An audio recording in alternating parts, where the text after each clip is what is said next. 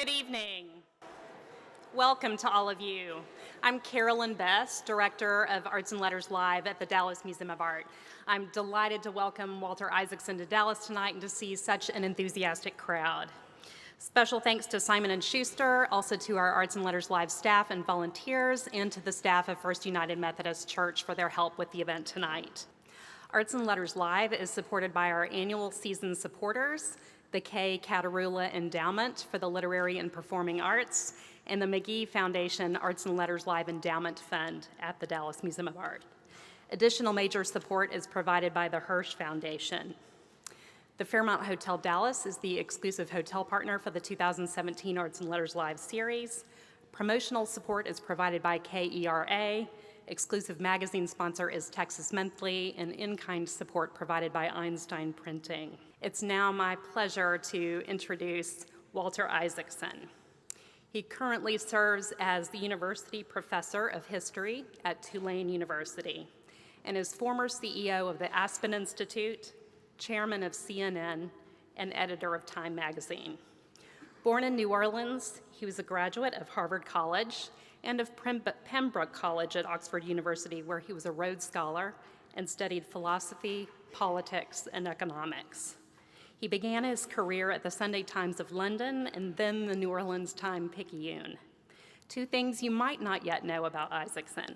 He's also Chair Emeritus of Teach for America, which recruits recent college graduates to teach in underserved communities. And from 2005 to 2007, he was the Vice Chair of the Louisiana Recovery Authority, which oversaw the rebuilding after Hurricane Katrina. As you do know, he's an acclaimed author of several New York Times bestsellers, including The Innovators, How a Group of Inventors, Hackers, Geniuses, and Geeks Created the Digital Revolution, Steve Jobs, which became an international bestseller and broke all sales records for a biography, Einstein, His Life and Universe, Benjamin Franklin, American Life, and Kissinger, a biography. If you look for the common threads among all those subjects, you'll discover Isaacson's fascination with creative people, visionaries, and the intersection between the humanities and the sciences. His biography, Leonardo da Vinci, continues in that vein and in a truly remarkable way. He synthesized over 7,000 pages of Leonardo's notebooks, makes new discoveries about his life and work, and weaves a narrative that connects Leonardo's art to his science, his left brain and his right brain, if you will. I'm delighted to share with you too some hot off the press news that Leonardo da Vinci will debut at the #1 spot on the New York Times bestseller list on November 5th. The book has garnered several starred reviews and great praise, and I personally admire Isaacson's smart conversational tone throughout the book and his very human portrait of Da Vinci. Reading this book rekindled my love for the Renaissance era, which I studied in graduate school, and I learned things about this iconic artist that I never knew and never studied in graduate school in art history.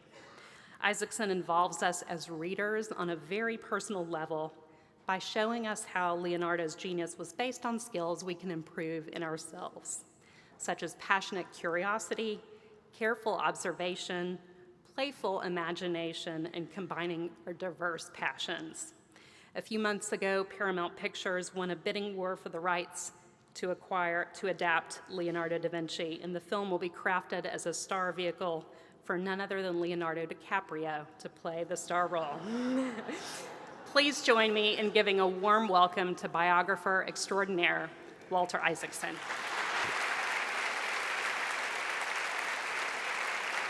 Thank you so much, Jill. Thank all of you for being here. It's great to be back in Dallas. Thank Jill Bernstein and her parents. Joe Bernstein was a close friend of my father's in New Orleans, so it's good to feel among family here. And thank you all for doing this. As Carolyn said, I've written about a lot of smart people over my career. And like Leonardo, I eventually tried to discover the pattern. And the pattern was that it wasn't simply they were smart. Smart people are a dime a dozen. You know, they don't usually amount to much. It takes being creative, innovative, imaginative, the ability, as Steve Jobs said, to think different in order to really be creative, and be innovative.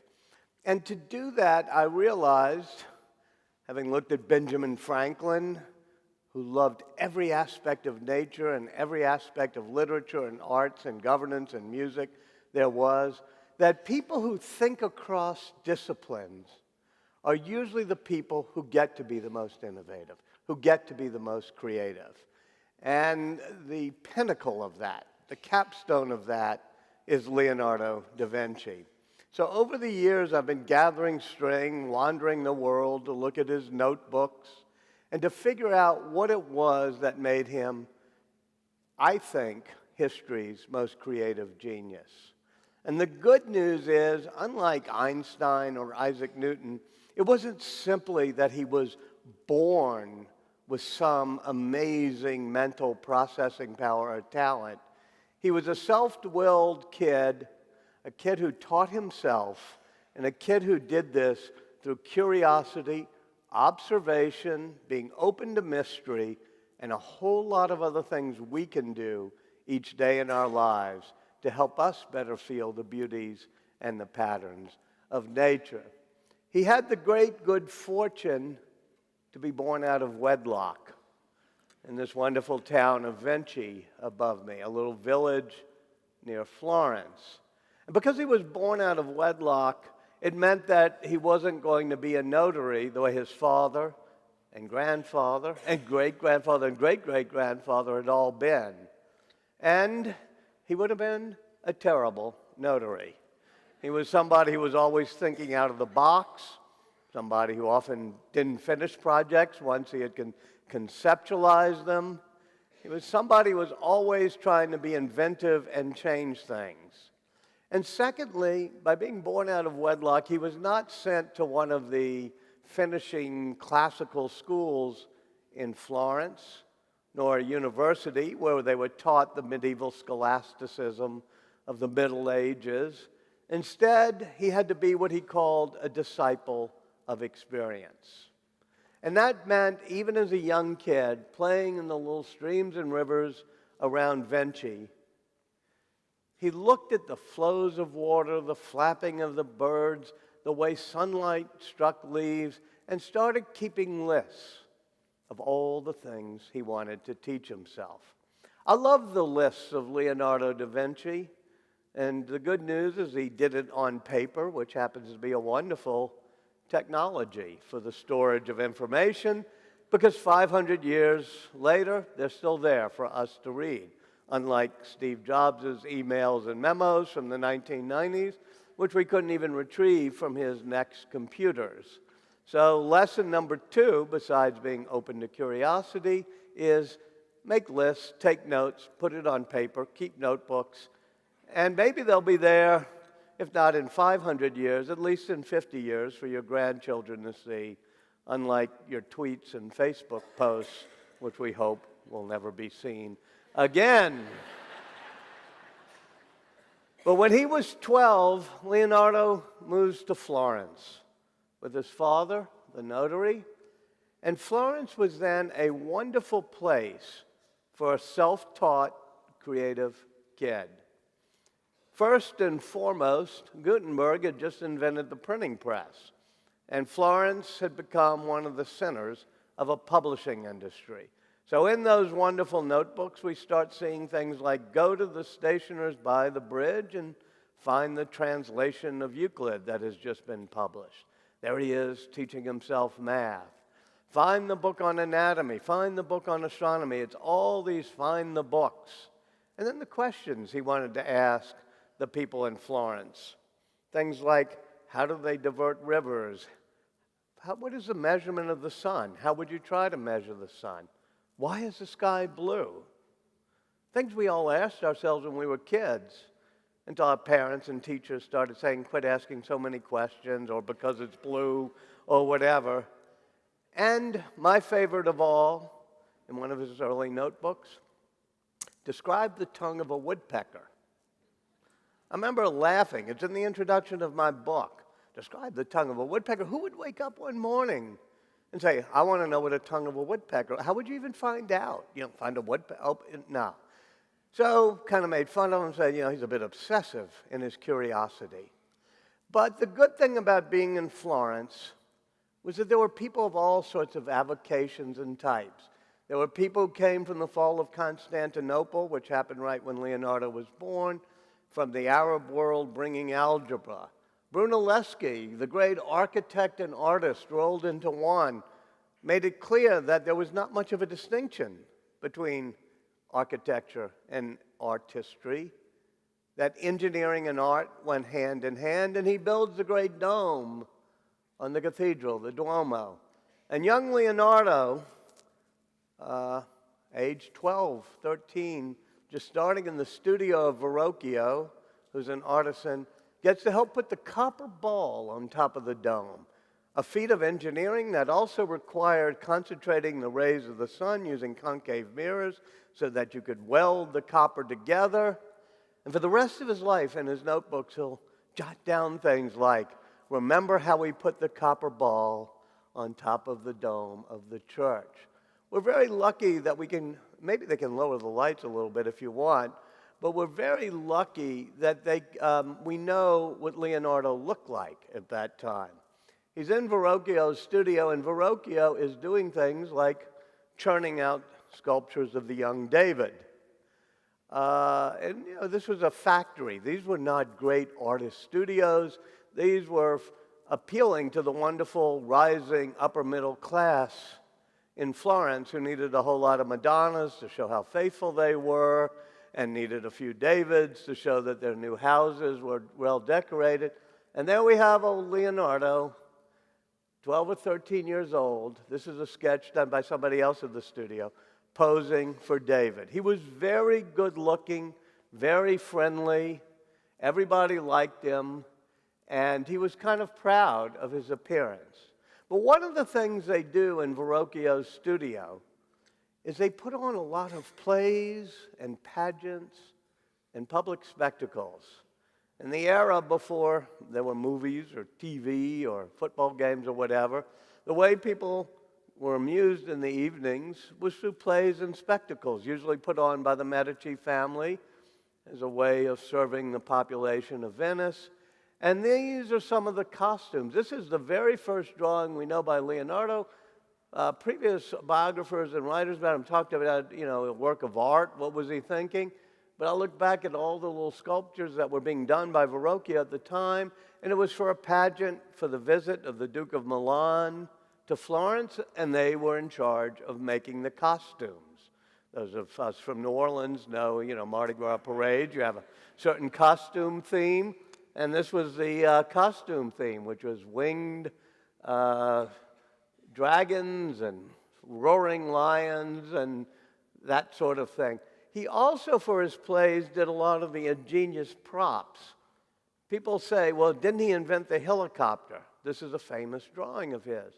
But I found out by going through the notebooks that this was done originally to bring angels down from the rafters in a play called Danae, because he was in charge not only of the scenery, not only of the costumes, but also the mechanical devices and props that would help make a spectacle. Once again, tying his art to engineering. In fact, at a certain point, he begins to think of himself as much of an engineer as he is an artist. But he is a great artist, even very young early on. In Verrocchio's studio as a teenager, Verrocchio is churning out these paintings, as I said, and different people in the studio all lend a hand in the paintings. And this one we can find out through various technical analysis. This is the baptism of Christ, that Leonardo painted this angel. And it's much different than most paintings of the time. That angel is expressive. That angel seems to have inner emotion. That angel feels like it's just landed. He's moving. He's turning. And this is Verrocchio did this one. The only emotion on this angel is, how did I get here next to this amazingly beautiful angel? But also there's a theme, because Leonardo does the background. It is a theme that becomes the major theme of all he does in art and engineering, which is the connection of us as humans to the cosmos in which we find ourselves, into our world. So the paintings always have the waters coming down from the mountains of the eons ago, and the water wanders and curls just like the little streams he played with as a kid in Vinci, and it curls and sort of connects to the humans. As if, as Leonardo said over and over again in his anatomy studies, the waters of the earth are like the veins of the human, and they give sustenance both to the earth and to the humans. And in this picture it's very explicit because not only do we have the water flowing down, but John the Baptist pouring it directly over Jesus. And if you look at the ankles of Jesus here, and in my book they're very high, I give Simon & Schuster credit. They did really high quality paper, which is why the book's a bit heavy, but it's also high quality color reproductions on this fine paper. So when you look at it, you'll be able to see the ripples, how the water ripples past the ankles of Jesus in such a scientifically and beautiful way. His very first portrait on his own, Ginevra da Vinci, which is the only one in a museum yet in America. Ginevra da Vinci is a cloth merchant's wife, middle-class cloth merchant in Florence. But at the time, cloth merchants were becoming more successful. The Medicis had invented banking and trading with double-entry bookkeeping and debits and credits. So there was a rising demand, not for regular cloth, but cloth merchants who worked with jewelry makers and chemists, making all sorts of wonderful fabrics. And then they decide, when they get wealthy, they need a painting by Leonardo. And this is a cloth merchant's wife, 3/4 profile, kind of enigmatic in her expression, and the rivers of the earth coming down from the eons and flowing into her, connecting her body to that of creation. The reason I dwell on this is 30 years later, he would paint another wife of a cloth merchant in 3/4 profile with an enigmatic expression, a wife named Lisa. This is not the Mona Lisa. Is not that great, the lips and all. But it is clearly the work of the kid who would go on to someday paint the Mona Lisa. He's not very good at finishing his paintings. This is Adoration of the Magi, the spiral that he loves, the spiraling form. What he does here, though, is show that paintings can be more than just a moment. They can be a dramatic narrative. They can sort of move in time. So here in the Adoration of the Magi, we actually see a drama happening in semicircle like that, as you would see it, as the Madonna and Child are in the center, and the first king is bowing down, making his offering. Second king, I mean. First king has already done it, and he's there with his head on the ground. Joseph sort of amazed at the spectacle, and each emotion sort of coloring the motion of the person next in the spiral, as if you're watching a stage drama. Because as I said, he was very much into stage dramas. But it's complicated because each emotion affects the next.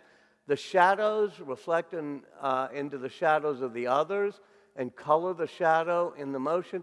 And it becomes so complicated, he doesn't finish it. Now, that's one of the flaws of Leonardo, is that sometimes he just puts aside a piece of work. Another one he did is this, St. Jerome in the Wilderness, also as a young painter in Florence. And people couldn't figure out why he put it aside, but there's also a mystery, which is, if you can see it, the neck muscles. There are two of them, and it's exactly correct. But this is before he had done any anatomical dissections. And all of his other drawings show the neck muscle slightly wrong as a single muscle. So how is it that he got it right here, even though he hadn't done anatomy? And one of the things when I was researching the book you can find out is by studying this technically, these neck muscles were actually changed 20 years later by him. He kept this, he didn't give up on this painting, he just kept it by his side, knowing how to perfect it. He might perfect it later. So 20 years later, he dissects the human neck, gets the muscles right, and this is overpainted over the original drawing he did. So it's not just that he gave up on paintings, it's sometimes he put it aside thinking that he would find a way to do it better. And this is when he really starts keeping his notebooks. I've already described how much I love them.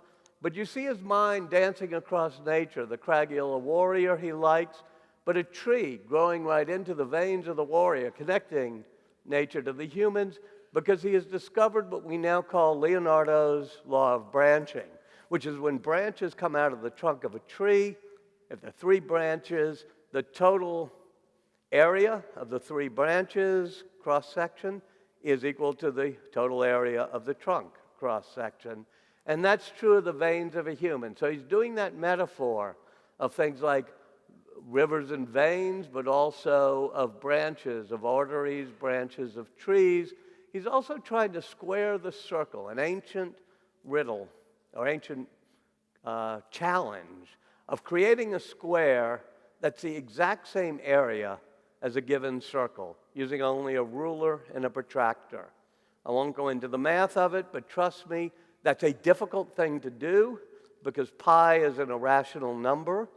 And there are all sorts of tricks from Euclid to Leonardo's time of how you would try to do it. Once again, too, the swirls of water, then becoming swirls of air, and then swirls of curls right here because he loved the curly hair. And my favorite in this to-do list is at the very bottom because now he's about hitting 30. We know he's good looking. We know he's got long blonde hair. And we know, though, that he's starting to get a little bit old. And so right here is how to take nuts, a certain type of nuts in their husk, and boil them in oil and let it sit. And then you apply it, and it becomes a tawny, as he put it, hair dye. How personal we're getting. Leonardo turning 30. I know nobody here would think of dyeing their hair blonde, but there he is with those golden locks, figuring out how to prevent himself from going gray. He was a misfit in many ways, illegitimate, left-handed, heretical, and gay. The good thing about that is he was perfectly comfortable with all those things, and so generally was Florence at the time.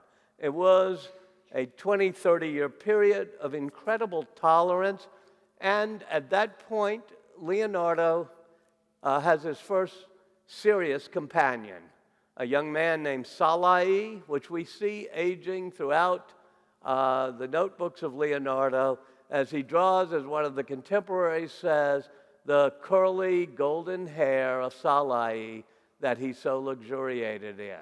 So there's Leonardo, not unlike Michelangelo, who is there and also gay, but having the agony and ecstasy, all the problems with it. Leonardo is dressing in very purple, pink, short robes, has his entourage of friends, and very openly, flamboyantly even, flouting convention, but still being embraced in the town of Florence. He does get arrested twice, but fortunately, among the other people arrested with him for sodomy were a member of the Medici family, so they never even go to trial. It all goes okay. However,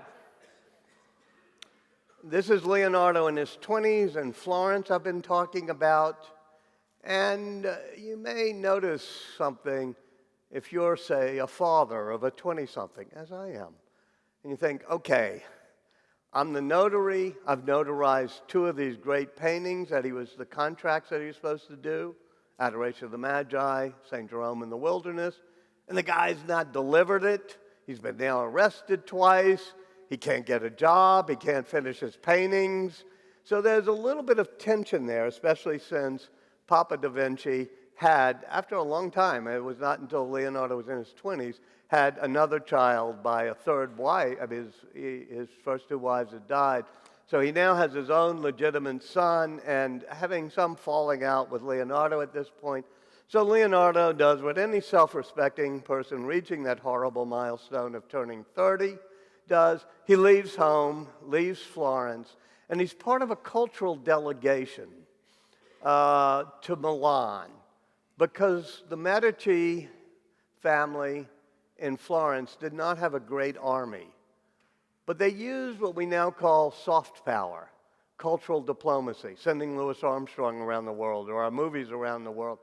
They sent their artists, their architects, their playwrights to Venice, to Rome, to other places.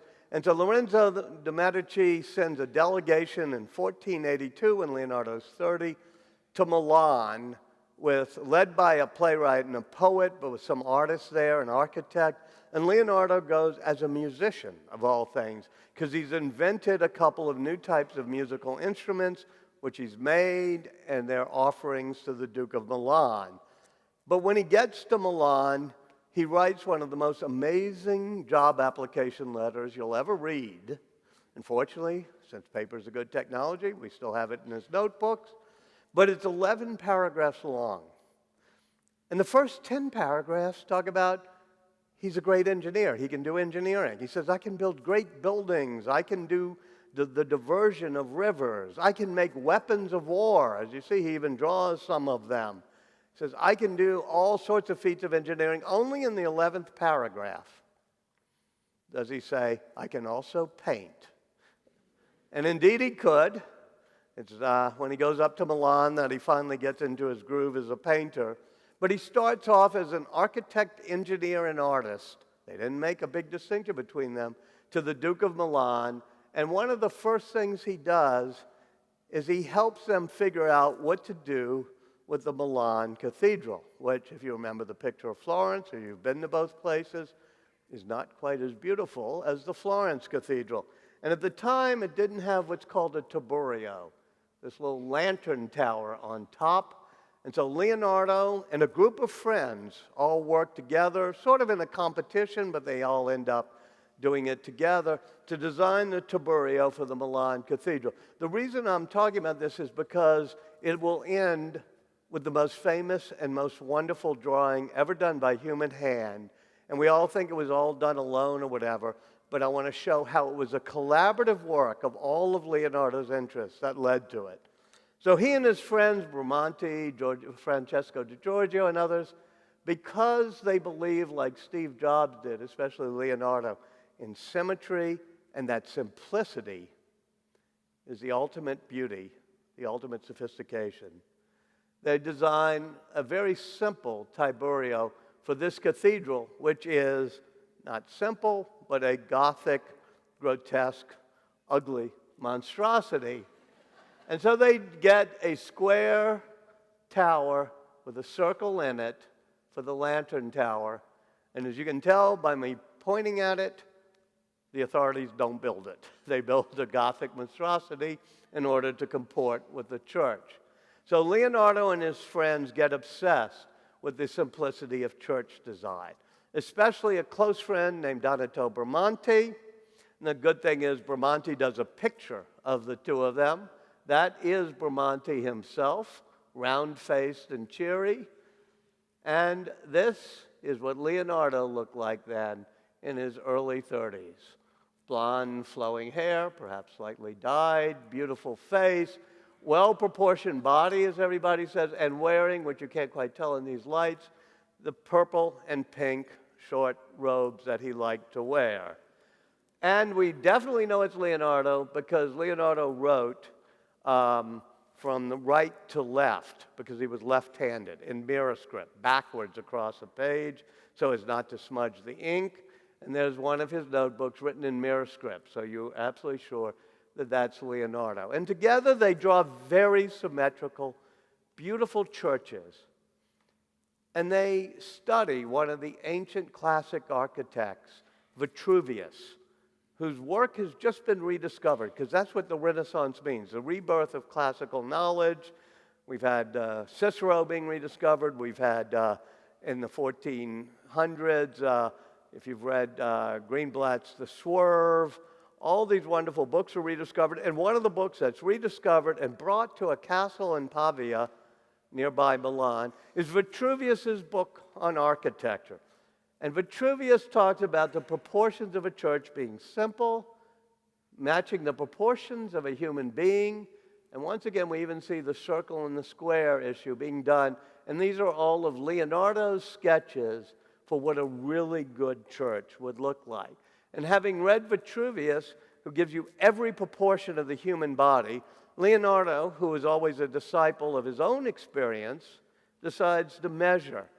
230 measurements at least he makes of, what the distance from the chin to the lips, and the lips to the nose, what the distances are, and then what they are when the body is in motion. It makes charts of every single small proportion of a man. And he also is continuing to geek out, totally drill down on this ancient problem of squaring the circle, because he believes that that's the key to harmony in the universe. So these are just various attempts to, okay, if I do this and shade it here, I'll get it here. And with a few friends, they go to Pavia, and they end up making a church more to their liking. If you've been to Pavia, it's a simple, well-proportioned, elegant cathedral done in the Greek cross design with the transept and the nave of the same width and deeply well-proportioned. And they visit the manuscript of Vitruvius at the castle there, and they all decide that they're going to try to draw this concept of man connecting with nature, connecting with the church and the spirit, the church with the proportions of man, called Vitruvian Man. So you see Francesco di Giorgio. I mean, most people don't know, in fact, nobody seemed to put it together, that other people, his close friends, were also with him doing these things. And you see, there it is, the man and the church, the circles and the square. Giacomo Andrea does it pretty simply. We know a lot about the Giacomo Andrea drawing because this is all in July 1492, and he has dinner at his house, and Leonardo brings Salai, his young companion, the little devil, who breaks a plate and spills red wine, which is all in Leonardo's notebooks. Kind of, you think of them doing these drawings, making sure that young Salai doesn't mess them up. And then Leonardo does his version. And it is in a totally different league, of course.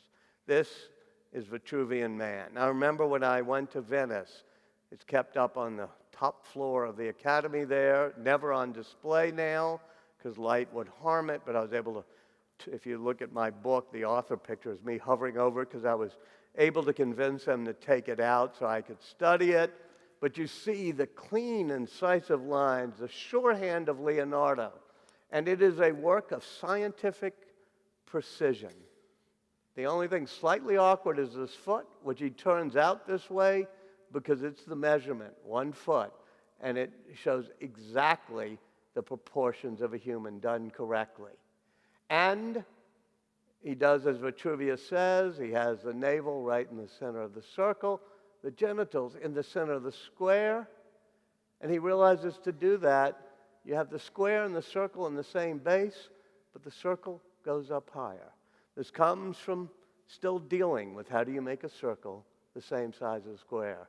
But besides being scientifically beautiful and mathematically beautiful, it is also a work artistically of almost unnecessary beauty. I mean, remember what his friends are doing. They're no better than stick figures. And these are perfectly shaded, left-handed hatchings he's using, making it so it feels like it comes alive. And finally, look at the face and the body. If you need to reflect back, think back to this picture. What we're seeing is Leonardo painting himself, drawing himself. This is a self-portrait, Vitruvian Man, of Leonardo, spread eagle, on the earth and in the cosmos and in the spirit of the church, saying, how do I fit in? And that's why I think it's probably the greatest drawing in history, and also the greatest icon of the connection of art to science to spirit. And this is why Leonardo, to me, becomes this symbol of creativity I've always liked. He moves on to do great anatomy work and also to invent the visual display of information, because there had been other people dissecting bodies, but he's the first to figure out, if I do the skull and take it and do that, we can see exactly where the sinuses are. It's a beautiful way to display information. He also works for Caesar Borgia for a few months.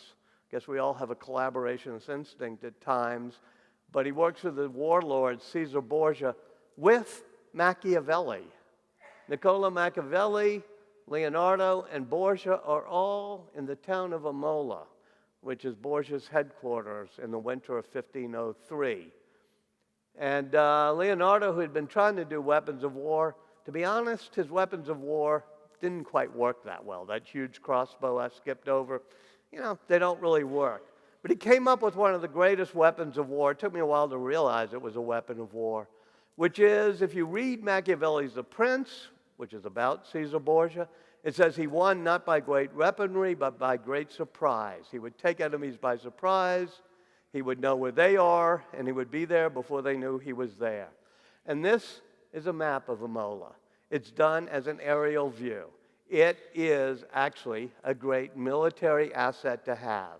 Leonardo paced off every block and was able to imagine what it was like to look almost directly down, but with a slight angle so you can see how the buildings are. And if you look at it in my book, you'll see the subtle shadings of color. It becomes a way for Borgia to know better than anyone else the lay of the land for his surprises and stuff. I've been to the Defense Mapping Agency near Washington as a journalist, and they have all the maps of places like Erbil and Baghdad and stuff, and they kind of look like this. You say, wow, I've seen this before, and it's still the way we're doing defense maps. He quits Borgia and goes back to Milan to paint one of his two great paintings, other than the Mona Lisa. Now, the Last Supper is interesting for many reasons, but one of the ones I'll just mention now is what I said and that others hadn't quite focused on, which is how important theater was to him. That his first main job, both in Florence and in Venice, was as a theater and spectacle producer. So in this painting, you see things like the walls coming in, and they come in not just as a great mathematical perspective, but he's using tricks. He's bending the rules of perspective because they come in kind of fast. Where have you seen that before? You've seen it on stage like this, when people put scenery, and the scenery kind of comes in a little bit fast to make it look deeper. Also the table. And the table is tilted forward the way it would be on a stage so you can see what's on it. And of course, all the people are on the same side of the table. But more importantly, it's a dramatic narrative. Kenneth Clark, one of the great art critics of the 20th century, said he didn't really like this picture because it seemed like a frozen snapshot. I think Kenneth Clark is brilliant, but this is not a frozen snapshot to me. It is actually a narrative that moves. The monks come into the refectory from here where the door is. They see the hand of Jesus. You go up and look, and you can almost sense it, that he's saying, one of you shall betray me. And you see it rippling out to get to the first sets of disciples there who hear it first, and they're already saying, is it me, Lord? And then it ripples out further, and they're just beginning to hear it. You can see their expressions. And the expressions are very dramatic. They show the inner emotions of each of the apostles. Every single one of them. There's been a lot of notebook sketches where he goes around town looking at people and trying to sketch how their outward expressions reflect their inner emotions. And it culminates with this. And one even feels the wave of the sound rippling out and then bouncing back. Because then we see Jesus is reaching forward for the bread and for the wine and the institution of the Eucharist. So you see a whole part of the gospel, many lines of the gospel happening just in one picture. And if you see it in its situation, in the room in Milan, in the little refectory, you can see how the lines of perspective work with the lines of the room. And if you can see up here, there's even a window. When you look in the book and see can see the reproduction better, the light comes in from that window in the middle of the day. And right here in the painting is the light hitting the wall of the painting and forming the shadows here, because he's doing it as if you come in and the light is coming from the actual window. Another painting that shows the influence of the science and art coming together, and it's the only of his other paintings besides the Mona Lisa I want to dwell on, is because it's going on sale November 15th. This is Salvator Mundi. You may have read about it. It just left San Francisco. It's the only Leonardo da Vinci painting of the 15 or so that he did that's in private hands. And partly because my book is coming out and other things are happening around Leonardo, they decided to put it on sale. It'll be auctioned by Christie's on November 15th. And by the way, a little plug here. It's a lot of money. The minimum bid, I think, is $100 million, but it'll probably go for $150. But I want you to pause for a moment. There are probably people you've met who spent $150 million on various things, maybe sailboats or whatever it may be. Somebody can get the only Leonardo in private hands for probably $150 million and put it on permanent loan in the Dallas Museum, and you will be a great local hero. So think about it. What's interesting is Leonardo always blurred the lines of his drawing. It was called sfumato, as if the dissipation of smoke, sfumato means. So he knew that that's the way we really see things. We don't see really sharp lines. We see the blurring of lines. But somewhat interestingly, and once again you'll have to look at the book because it's hard to see up here, the hand is very sharp, very well lined. And people first wondered, that doesn't feel like the way Leonardo would do it. But I noticed that in his notebooks, he was doing perspective at the time, and he came up with a concept of a new type of perspective he called acuity perspective, like sharpness perspective, which means that if something is as far away as the Steinway, the edges seem a bit blurred, and if something's up close, but there's a certain point right about there, the focal point of your eye, where the lines are pretty sharp because of the way your optics work, and that's why it's called the focal point. And so he does that here with the sharp hand, and what he's doing is one of the great innovations in art that he pioneered, which is making something look three-dimensional, even though it's on a two-dimensional panel. So by doing it sharp, it makes it seem like the hand is closer to you. It makes it seem like Jesus' blessing hand is actually coming out of the painting to you. And there's one other scientific thing in this painting that's very puzzling. That's the crystal orb, the world, that Jesus is holding, as Salvator Mundi, Savior of the world. And you look at it very carefully in my book, you'll see even 3 tiny inclusions. So we know it's crystal. We know that it's a solid orb. And there's something strange about it because, and I don't think people had thought about this, but I started asking, they said, oh, well, if I'm just happen to have a glass of water, if you look through a solid orb and you look at my finger, which you could hold, or whatever, you know that it distorts. You've seen that in a glass of water or one of those souvenir things of the globe with the Dallas Museum of Art and snowflakes coming on it, whatever it is, and you look through it and it kind of distorts what's behind it, right? But there's no distortion of Jesus' robes here at all. Perfectly straight. All the lines are straight, which is not the way it would be scientifically, which leads to 3 possibilities. One, that Leonardo just didn't know that the crystal would distort. That's what people thought. And I said, no way. He's studying crystal for Isabella d'Este. He's doing his lenses and optics experiment. He's showing hundreds of drawings of how light gets refracted in lenses. He even talked about, remember how we did the copper ball, because he has the curved mirrors doing the copper ball. He knew it should have refracted. I concluded initially that he did it this way because he knew it should distort the robes, but he knew that would be too distracting. That, just like in the Last Supper, he fudges the perspective a bit. Had he distorted the robes, it would have made the picture kind of ugly. Everybody is sort of looking at the blessing hand of Christ or that amazing stare. They would have been distracted by this sort of thing. There's a third explanation that maybe I'm starting to lean to now. I'll put all 3 explanations in the book. I'll let you all decide.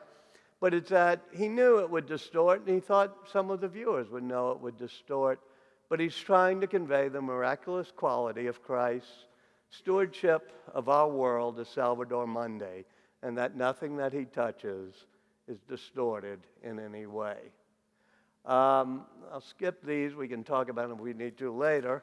But he had a rivalry with Leonardo. Among the things that he did with the flow of water is he also, as I said, connected to the flow of blood and eventually did some heart studies, which are here, in which one of his great scientific discoveries is that the heart valve opens and shuts not because of the pressure of the blood going up and down when the heart pumps, but because when something moves from a larger vessel to a smaller one, it forms it swirls. It forms a spiral like that, just like you see water going into a bowl will do that. And he realized that it was that swirl of water that spread the membrane of the heart and allowed it to close. Because if it was just the pressure, the membrane would crumple. And so he explains it and even does a glass drawings showing, sort of glass experiment showing how the swirls work. That was that observant quality of it. I mean, it's only 20 years ago that it was totally proven that he was right when they used MRI types of imaging with iodine to show it. But one of the little things I love, too, is this page after page of the heart studies.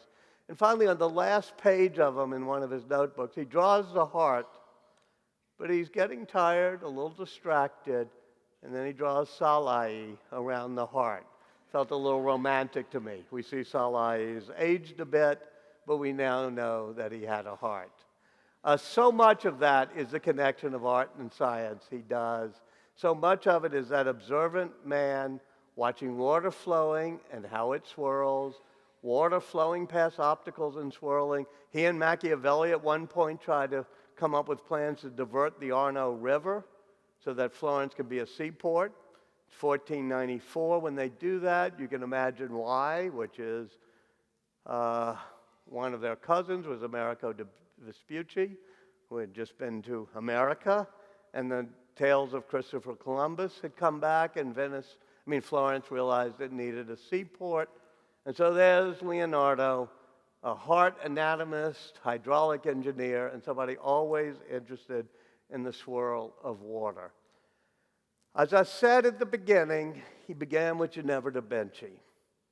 So many biographers of Leonardo are simply approach him as an artist. They're art critics, and they say it's a shame he wasted all of his time doing squaring of the circle and engineering and the flows of water and geology and all that, because he should have been spending his time painting. He would have finished more pictures.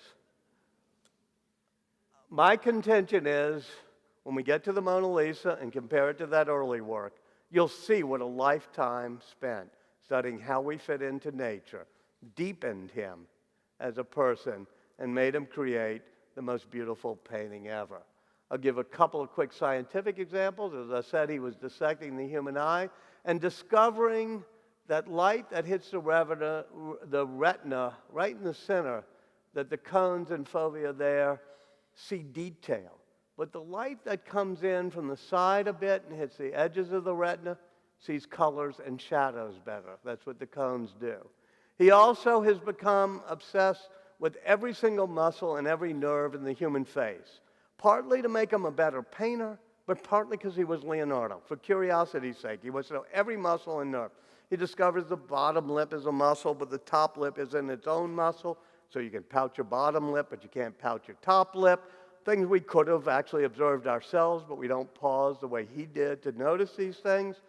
And after about 14 pages, he's just showing every way the lip moves, how it does. Some of the previous pages have the skin peeled off and show the muscles.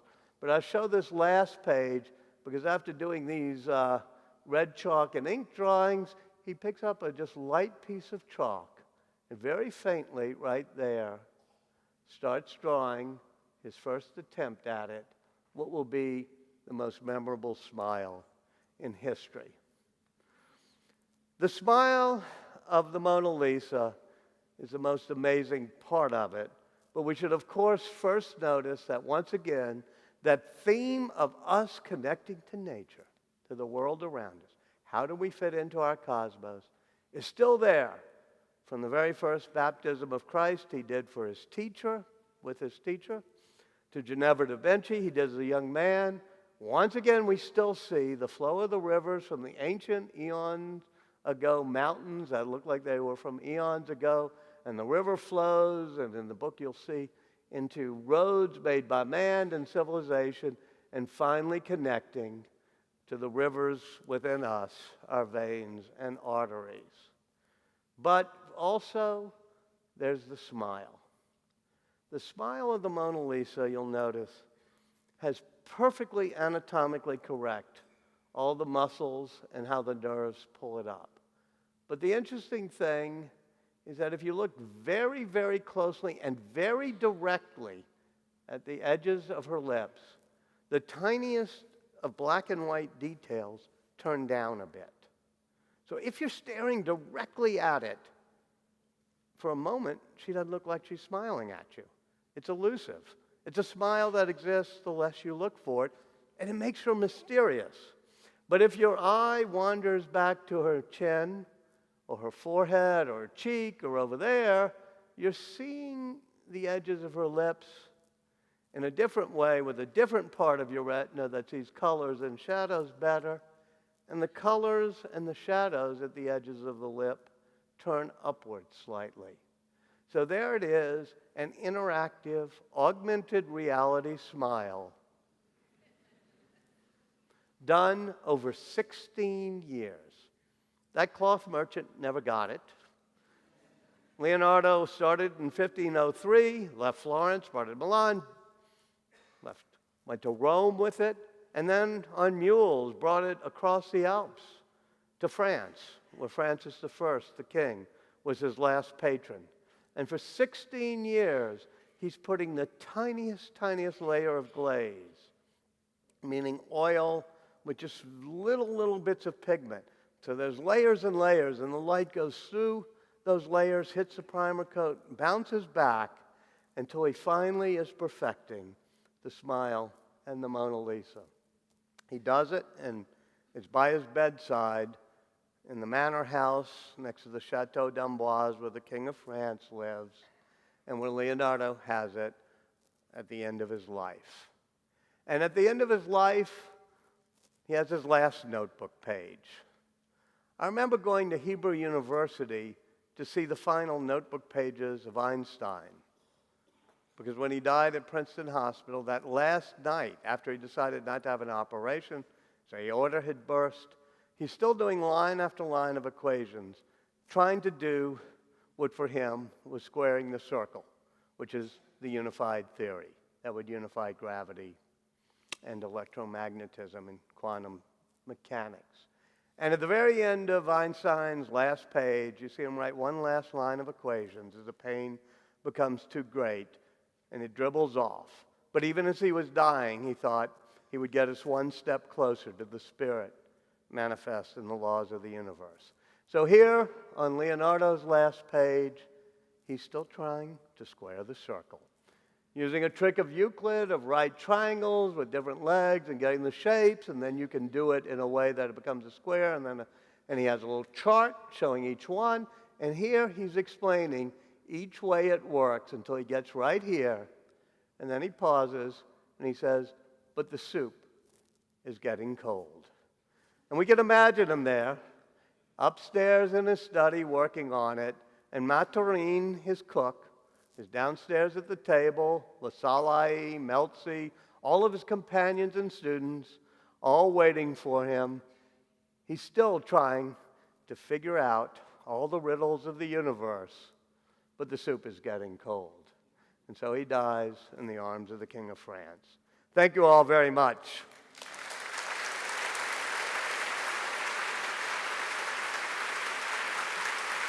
Thank you.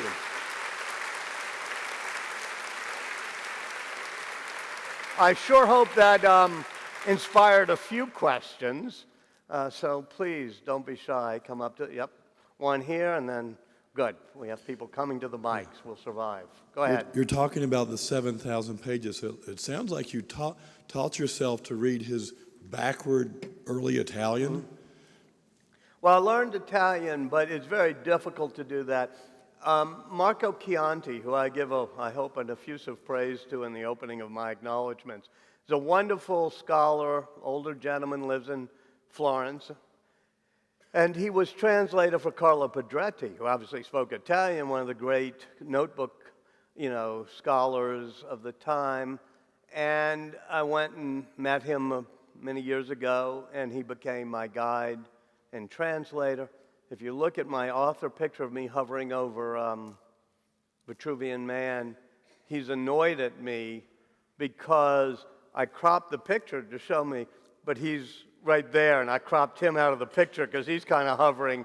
He said it was worth working with me all those years just so he could get to see Vitruvian Man. So Marco Chianti was the main translator of them. By the way, though, Bill Gates, I'll give him a shout out. He has the Codex Leicester, as you know. They are doing a new translation of it with Martin Kemp, Giuseppe Pallanti, and Domenico Lorenzo. They are taking forever, and so it probably won't be out until next year. It'll be a new translation of this one notebook.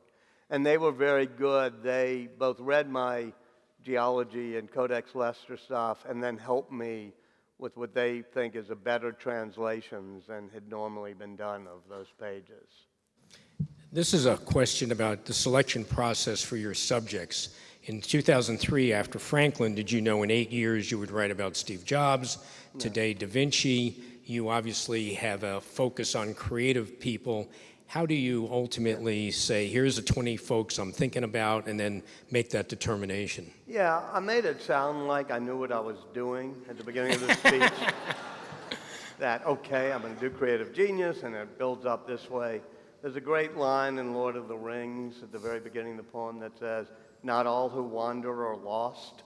I kind of wandered into this and then discovered the pattern. I did Ben Franklin because I had actually first written about Henry Kissinger. And after writing about Henry Kissinger, I decided I wanted to do somebody who'd been dead for 200 years, so I didn't have to deal with them. But also, Kissinger ends, my book on Kissinger ends with a look at realism in American foreign policy. And I realized that we don't have that tradition of real balance of power realism. So I was looking back for that tradition. I realized Ben Franklin was the best. He's the one who invented this balance of power game, balancing the Bourbon Pact nations of France and Netherlands and Spain against England during the Revolution. And most people who had written about Franklin wrote about him as, a writer, Poor Richard's Almanac or a statesman. And so I said, let me do a biography in which and this is when I was beginning to see the pattern, where I try to pull together people who have diverse interests and how it all holds together in a holistic person. So I wrote about him not only as a writer, but as a diplomat, and then discovered that his science experiments, we think of him as a doddering old dude flying a kite in the rain. Those electricity experiments are the most important experiments in science of that generation. And I realized he would have thought you were a Philistine if you didn't know science. You didn't see the patterns of science. And so I decided, well, we lost that, we meaning people are humanists or whatever, because of Einstein in a way. He made science seem so, difficult and mysterious and relative and quantum and, random.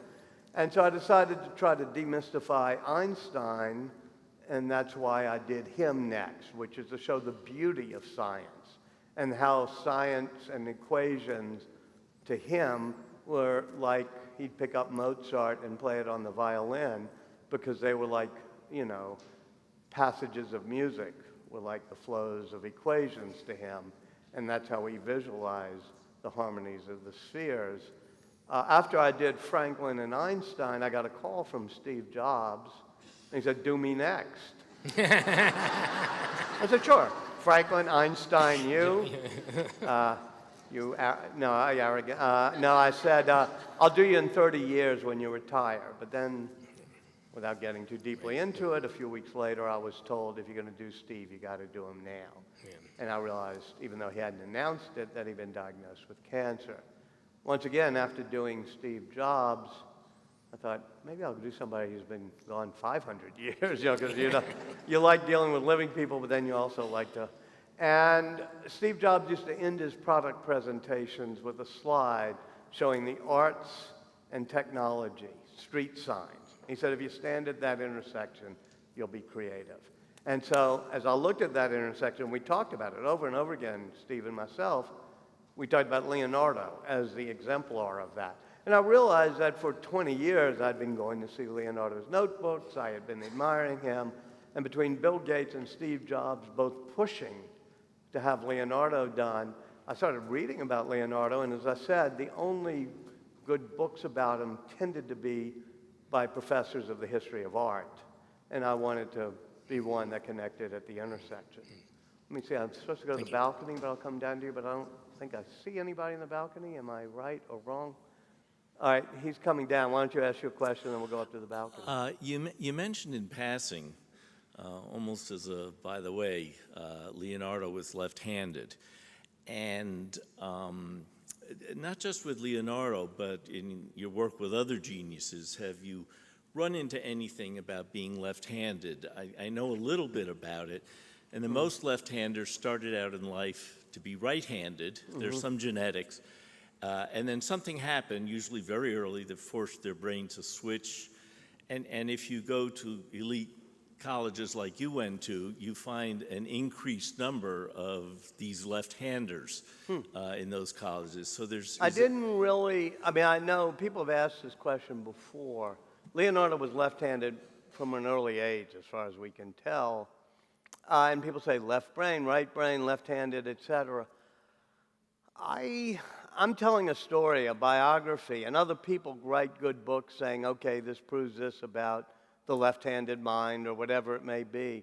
But I must admit, I don't want to wax on about it because even though I've had the question a few times, I'm not an expert at whether left-handedness gives you a type of brain function that's slightly different. The only thing I can tell you is when he does go to what's called an abacus school to learn math, they do force him to do it in a right-handed way. So most of his numbers are done conventionally, but his writing, as in letters, is done left-handed. So he has that problem. Yes? Hi, my name's Marcus. Here's a roll of the dice observation a while ago. His young companion had a sharp bridge nose. Yeah. Mona Lisa had the same sharp bridge nose, but that's years later. So, as a roll of the dice, do you think that could possibly be his young companion? Yeah, there are people who say that the Mona Lisa has elements of Salai in it. There are people who say it's not Lisa.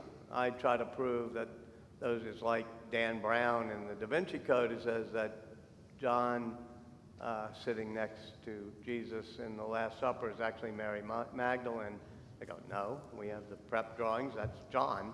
But likewise, I'm sure that it starts out as a portrait of Lisa del Gioconde, the Mona Lisa, the cloth merchant's wife. But a lot of people have pointed out, and it is true, that there are elements of Salai in it, from the curls to the nose. And this is a drawing, as I said, that he does for 16 years. And the last 10 of those 16 years, he's not anywhere near Florence. He's probably not seeing Lisa herself. And he's making it a universal drawing of all of his thoughts, all of his passions, a little hint that there's some self-portraiture in it, in the way it looks. Certainly the connections that he does of body, mind, and spirit to the earth, and probably some of Salai, because to him it's the universal synthesis of everything that he had found meaningful and everything he had found beautiful in his life. Thank you. Yes, ma'am. My father's an inventor, and somebody gave him at one time a wooden sculpture of several different kinds of wood, saying that it was after one of Da Vinci's perpetual motion machines. Yeah. I'd like to know if you've ever seen it. Well, I've seen, and this is in the Bill Gates notebooks as well as in the Madrid notebooks, multiple attempts he's doing at perpetual motion. Sorry, the clicker. Can you ask the clicker to work, please? Thank you. The tech here is a little... And I think I have it here somewhere, but clicker's not working. But he does try hard to deal with perpetual motion. And I guess I can't find it here, but his attempts to do it include mechanical devices, also what's called the Archimedes screw, which is the water flows down, turning the screw, and then the screw brings water back up, and it would supposedly be perpetual. And of course, it's impossible. I mean, he has page after page trying to conquer this, including with mechanical devices, too. Eventually, he discovers that it's impossible, and he writes that it's like alchemy, turning lead into gold. People have always tried to do it. And he comes up with a reason it can't be done, which is basically friction. Right. And then he invents the ball bearing in one of his mechanical devices and other ways to reduce friction. So by having failed to do a perpetual motion machine, he's been able to do something useful. I guess this is the, is there another question up there? Or? Yeah. Okay, I was going to make this the final question, but I won't. Sometimes you have to try to do the impossible. Make machines that fly, divert rivers, make a perpetual motion machine, square the circle. And even though you fail to do it, at least you'll learn why. And that was, to me, the moral of the tale of really 10 years in which he's envisioning machines and mechanisms that would do perpetual motion. Yes, sir, up there, and then I think there was a woman here, and one other person come down, and we'll make those the last questions. Why don't you all come to the mic? Yeah. First of all, thank you so much for getting the science of Einstein correct. Oh, it made the book delightful. Well, it was fun and hard. Also, the discovery of the New World split Leonardo's life. Mm-hmm. How did it impact his art and his science? Somewhat surprisingly to me, since 1492 is right in the heart of him in Milan and everything else, that wasn't as big of a deal. Maybe to us it's a big deal, hey, we got discovered. But, in Milan, all sorts of things are happening. And, as I say, fall of the Ottoman empires, people coming in, printing press coming. And I think the reports that come back first to Milan, at least, from Amerigo Vespucci, whose cousin worked with Leonardo and Machiavelli, and then, of course, the Columbus reports, made an impact, but it was mainly, okay, we have to conquer Pisa and have a seaport. It's going to be an age of exploration. We have to outfit ships. But I don't think there was an, oh my goodness, we've discovered a new world and it will soon have Dallas, Texas in it and all sorts of places. It was just, we're going to find a way to get to India. We're going to find ways to go around the Cape of Africa. And so we have to have, and so you have born the same period almost. Vespucci, Columbus, the printing press, and Gutenberg, Leonardo, and all these things happening. So it was part of the mix, but mainly for Leonardo and Machiavelli, they decided from these reports that Florence had to have access to the sea and had to join the era of exploration. Yeah, why don't you go and then we'll make the last question. Yes, after scientific and artistic analysis of the Vitruvian Man, I've observed that if you start at the face and go down to the groin and go up and down, both figures move, and they go back and forth. Right. And I wonder if one of his intents was to create... Yeah, that's supposed to seem... he's doing his flying machines. Like the Last Supper, and like a lot of what he did, he is trying to convey motion in a still painting. If we get back to it, never mind.